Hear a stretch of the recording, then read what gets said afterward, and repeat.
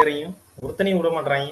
ஆமா எந்த அளவுக்கு பேசுறாங்கன்னா, அதாவது நாங்க 18 தொடர்ந்து 5 வருஷமா கப் அடிச்சிட்டு இருக்கோம்டான்ற அடுத்த தொடர்ந்து 5 கப் அடிக்க போறோன்ற அளவுக்கு பேசுறாங்க 2 மேட்ச் ஜெயிச்சுட்டு.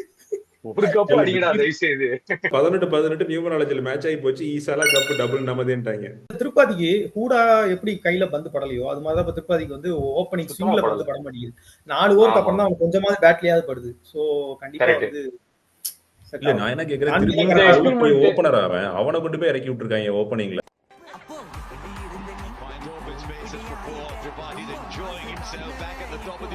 தோனி இந்த சீசன் ஆடுறது கரெக்டா இல்லையா ஃபர்ஸ்ட் ஒரு கேள்வி.